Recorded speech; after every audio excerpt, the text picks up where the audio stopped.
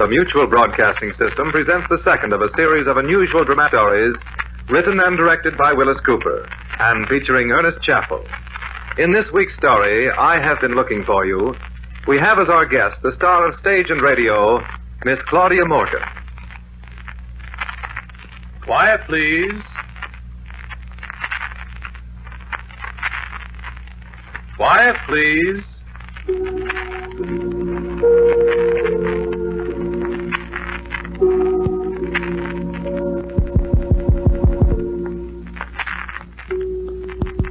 The story is entitled, I Have Been Looking For You.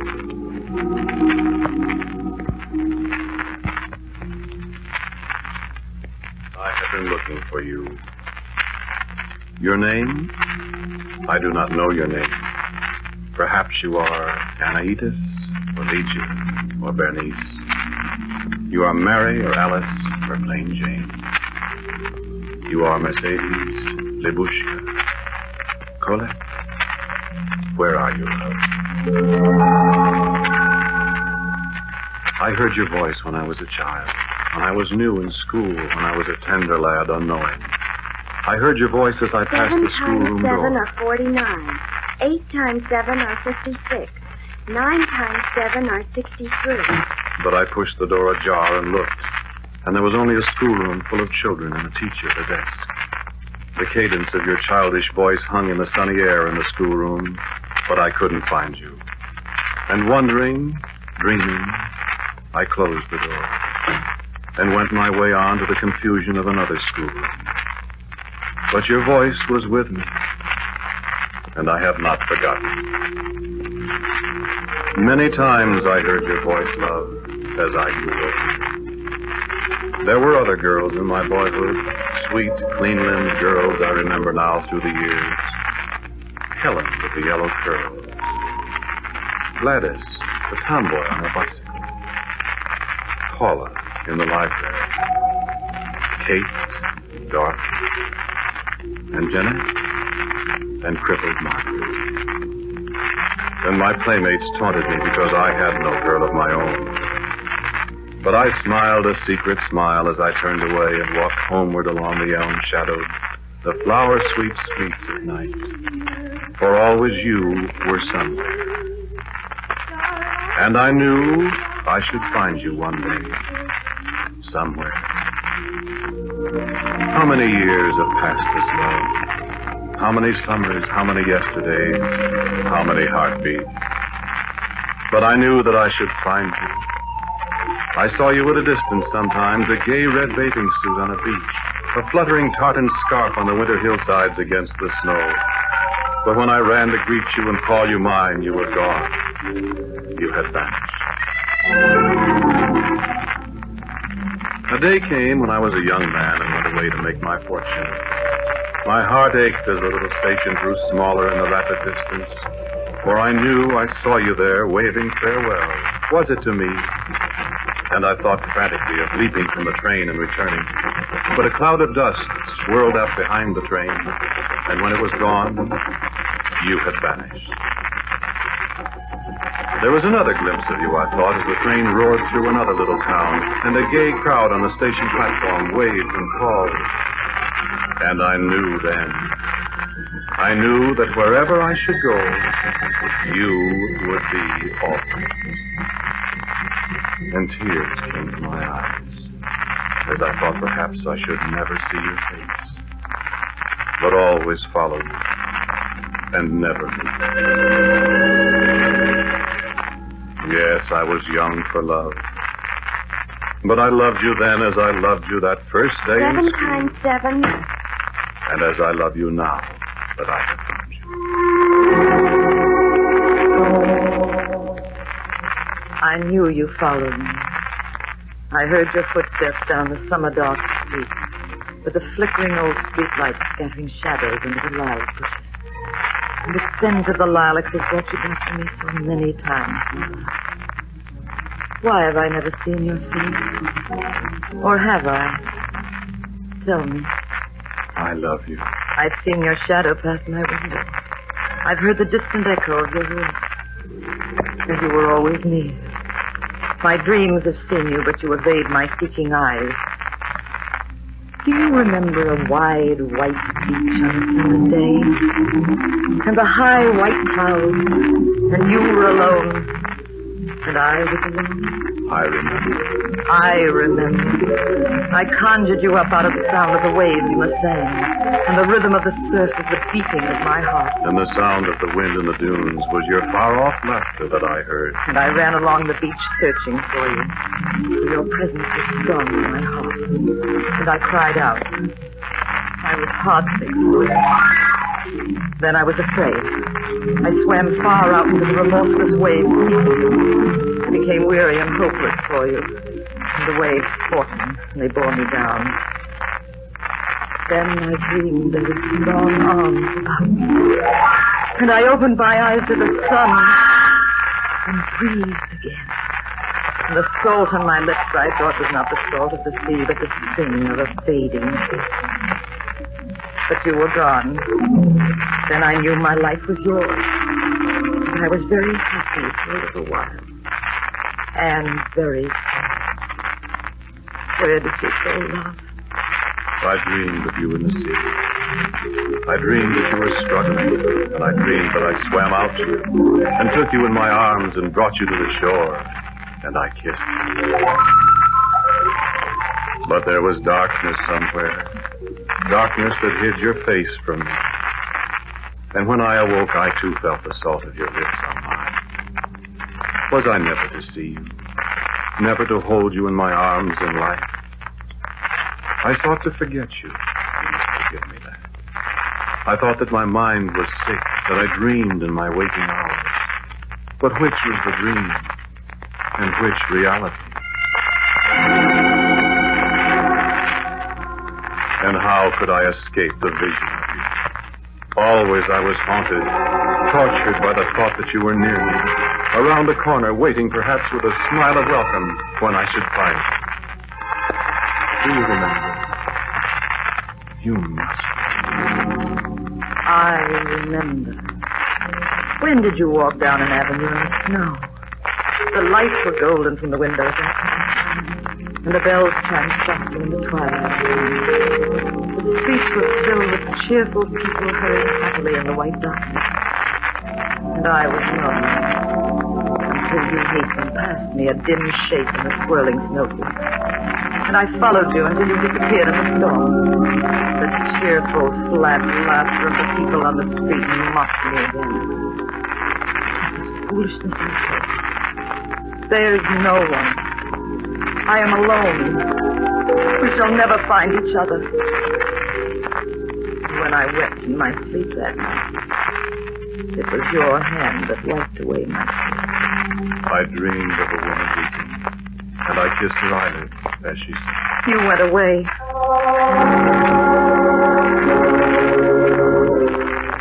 We were new to the war that Christmas season, and even as the reluctant bells rang in a new year, I went away.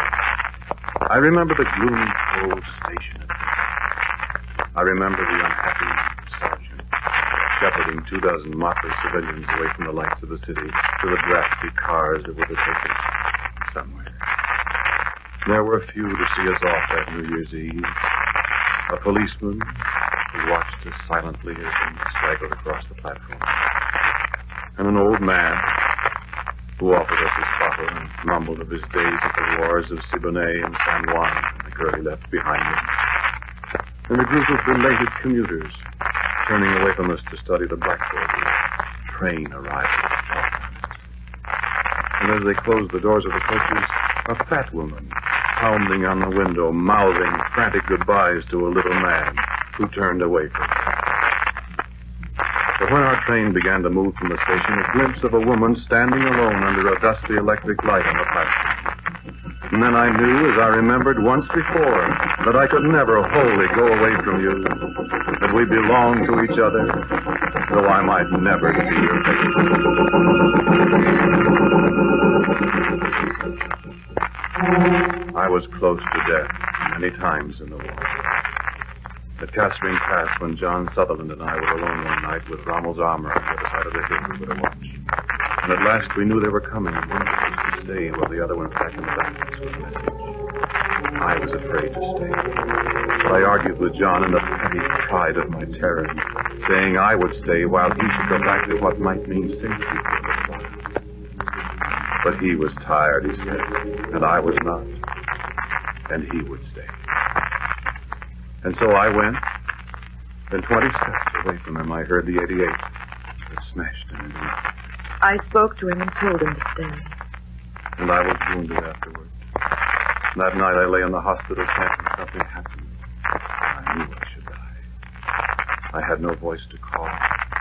And in the last blackness before my senses went, a nurse came hurrying to my side. It was you, I thought. But when morning came, I saw the same familiar nurse I'd known for days. She was asleep and I awakened her. Did you watch over me all those years? Was it your voice I sometimes heard in the still night? Have you loved me so as I have loved you? What must we do?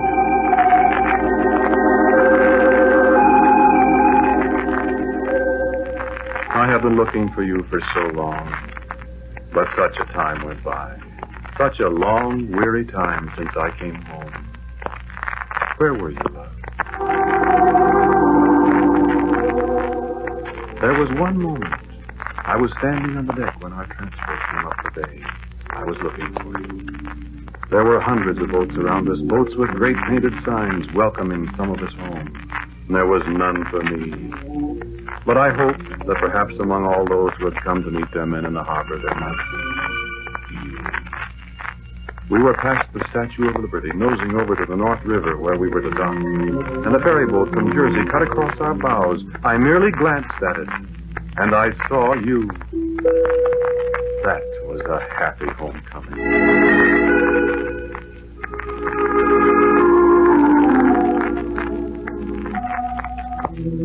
But when I came back to New York, when I took off my uniform and went to work again, you were gone.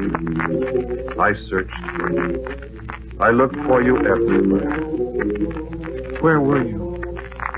What had happened? 2 years went by.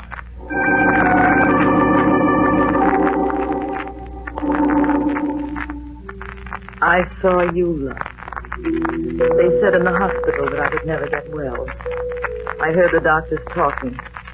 And at night, sometimes I talked to you. But I knew you didn't hear me. The cord was broken. I couldn't reach you. I saw you many times.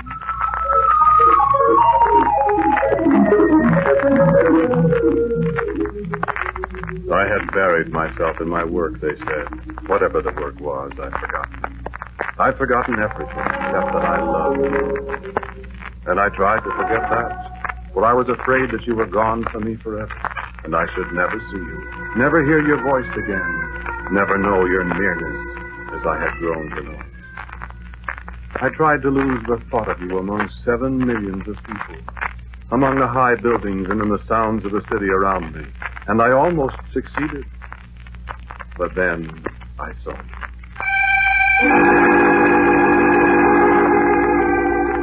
Do you remember where I saw you? In the very center of the town, surrounded by men and women of 100 races. In the midst of a babel of sound, in the midst of hysterical, never-ending motion, in colors and darkness and flashing, searing lights. It was a summer evening, hot and humid. United States Weather Bureau forecast for New York and vicinity. 7 p.m. temperature 91. Humidity 87%. This evening, scattered thundershowers becoming... And the threat of lightning and sullen thunder in the clouds that towered over the Jersey highway. The voice of the storm quickened, rumbling over the squalling sound of the city, and the lightning crackled in the west. I was on my way home after a sodden day in the tiny office above Times Square. One of the beaten, hungry millions at the end of a colorless, unhappy day. And the subway, the crowds, and the guards pushing the milling crowds into the airless, stuffy cars. The train starting far underground where only blind animals should live. Bodies pressed against feverish bodies, tired eyes looking inwardly toward the comforts of home and cool drinks and blessed rest. And outside the windows, walls too close, sweating and dank with moisture. And the sudden flash of stations as we roar through them, more and more speed, bodies swaying against bodies, suffocation, and the sudden fear that comes like a clutching nightmare deep underground. We're going too fast. Streams of blue sparks outside the open windows, the acrid smell of burning rubber, swift panic clutching hands, futile fists beating screaming faces, the scream of tortured brakes, lights flickering and dying, and in the last seconds before the crash... You. I saw you. I had turned, I remember, to escape a man's fingers clawing at my eyes. I saw you, inches away from me, yet a continent away. Blonde hair rippling in the fetid breeze, red lips apart, not in fear, but in rapt excitement, almost smiling. I shouted your name. Did I know your name? And then, darkness. You knew, didn't you? You saved my life, but you said you turned your head just as the crash came. Yes, I turned my head to look at you. The steel rod just grazed your forehead. If you hadn't turned your head... I looked at you. It was providential, young man. It was you.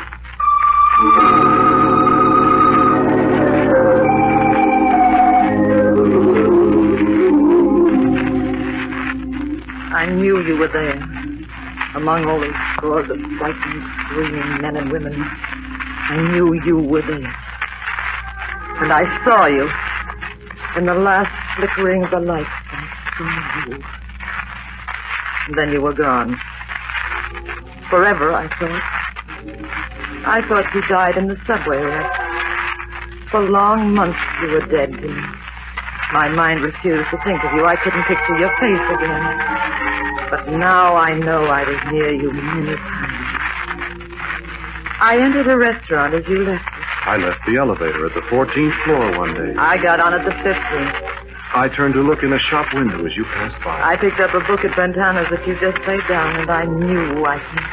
And the bus driver gave me change that had come from your purse, and I knew. You sat behind me at a Velocity concert at Carnegie Hall, and I dreamed that night. The telephone booth at Grand Central. Your perfume still was there.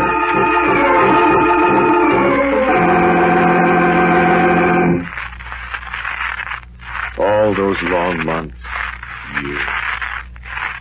There were long times when I never saw you. Times, I'm afraid, when I all but forgot you. And then I'd see a picture in the newspaper. A happy group celebrating something at some nightclub. And there you were. There was your face, dim and smudged with ink, half turned away from me in the background. And I was off again. Off to walks in the park, hoping to hear footsteps that had grown familiar through the long years. Off to a pub crawl along 3rd Avenue, drinking at Tim Costello's, P.J. Clark's, listening to the cadence of a voice that might somehow be there. And off on the top of a 5th Avenue bus, off on a Staten Island ferry, or an expedition through the theater crowds at Curtain Time. Ah, my love, I had looked for you. I said I never knew your name. I'd lay awake nights that time and go over all the girls' names I ever heard of. Alice, Barbara, Claudia, Doris, Elizabeth, Frances, down through Wilhelmina, and Yvonne, and Zoe. I'd make resolutions to forget. I went out with other girls as I tried to keep you in my mind. But I found myself becoming bored with other girls. I looked for you and them, and I became short of speech, quarrelsome, and no girl ever went out with me twice. And I kept to myself more and more times in Central Park, till the very ice cream vendors greeted me as an old acquaintance. And more times along 5th Avenue late at night, up past the cathedral, down past the Empire State, hoping, listening, peering anxiously at every woman I passed. I went away on long trips by myself to escape the thought of you, and heard your distant laughter, or thought I saw you framed in the window of a train that passed mine, going in another direction. I didn't sleep much.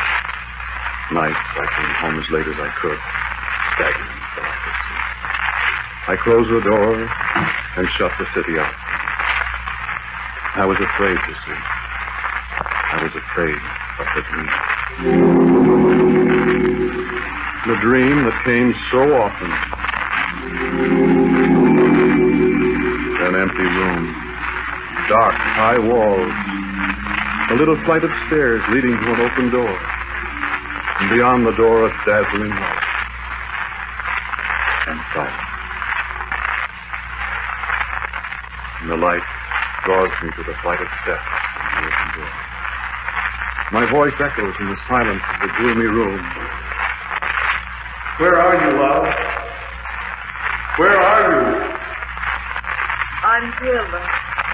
You are there, beyond the door, in the room where the light shines. Your shadow falls across the flight of steps. You are only 20 paces away. I move toward the door.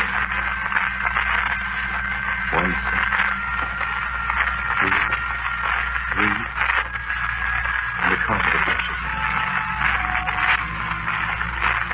Your voice.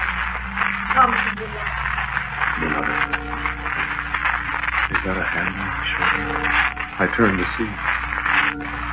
The room is empty. Another step. I can go no farther. I struggle, but there is something that holds me back, and a voice that whispers in my ear. Not yet. Not yet. I fight against the force that holds me, but I cannot move. What is beyond the door where the light is? Do you wait for me? Why cannot I reach you? Come to me, love. I cannot move. I call you. Help me. Come to me. Come to me. Then with the sound of a great gong in my ears, I awake trembling. And you are gone. I lie awake till the gray dawn crawls through the window.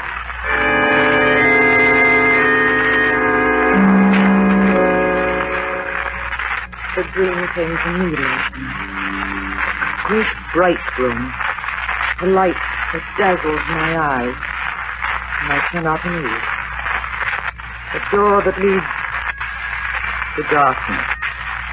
And footsteps beyond the door in the dark. I'm frightened until I hear your voice.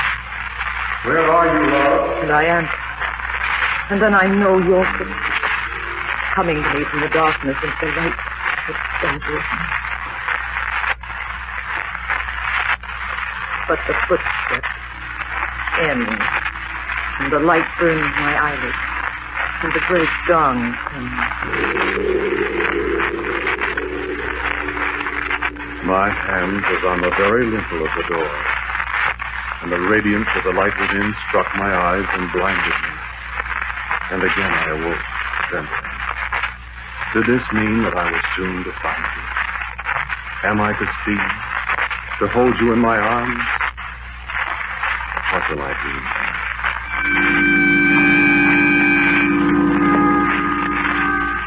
I slept a little, and the dream did not return. It was raining when I awoke, a quiet summer's rain, and the light in the street was the color of the light in the room beyond the door. Is that a sign? Is this the day?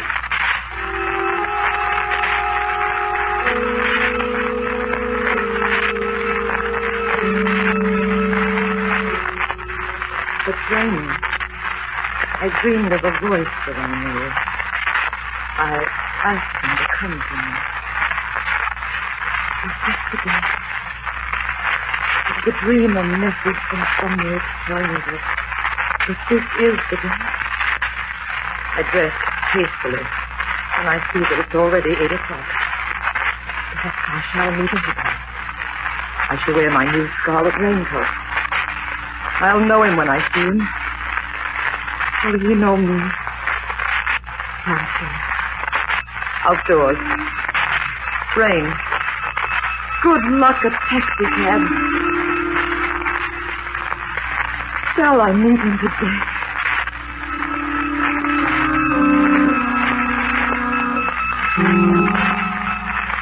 Who says the rain is business? This is the day. I know this is the day. I shall walk to the office. Who knows, I may meet her on the way. I smile at strangers as I stroll through the pelting rain down Madison Avenue. Here is a young couple, lovers.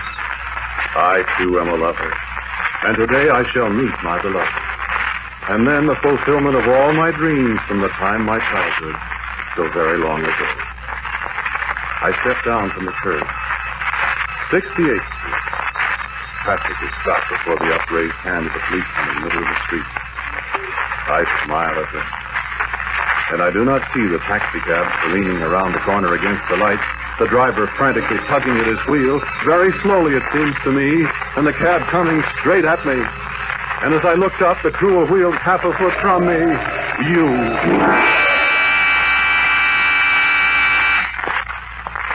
And then, the room.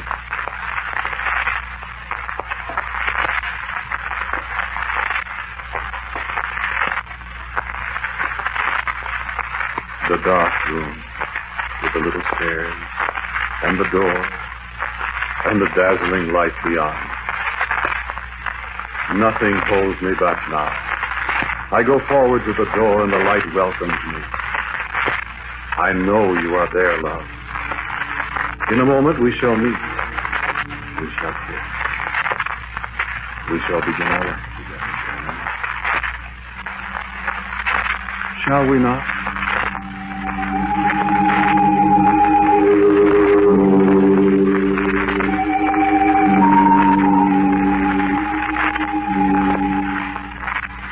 Love, where are you?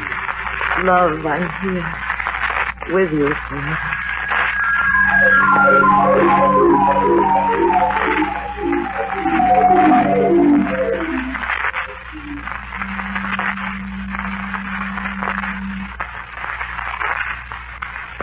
Yes, indeed. Right through here. Now, mind the little stairs. Through the door. Yes, it is bright in here, but you have to be able to see very well in here. This is the one. The man that was killed by the taxi cab. No. There's no identification at all. This one? This was the woman, the passenger in the cab. She died of a heart attack at the very instant. No. No identification for her either. Yes, it is strange. Both of them smiling as if they were the happiest people in the world.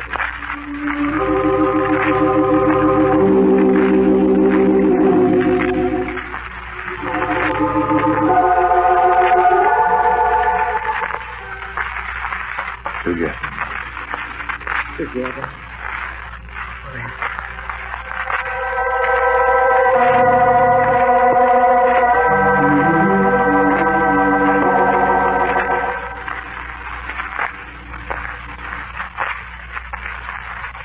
You have listened to I Have Been Looking For You, the second in the series, Quiet Please, which is written and directed by Willis Cooper.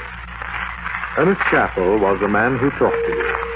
And our guest, Claudia Morgan, was the woman. Thank you, Claudia, for being with us. Others in the cast were Peggy Stanley, C. Swain Gordon, and Martin Wolfson. The music was composed and played by Gene Palazzo. And now, for a word about next week's Quiet Please story, here is our writer-director, Willis Cooper. Bill? For next week, I've written you a fantastic story, which I hope may give you the think as well as entertainment. Its title is We Were Here First. So, until next week at this time, quietly yours, Ernest Chappell.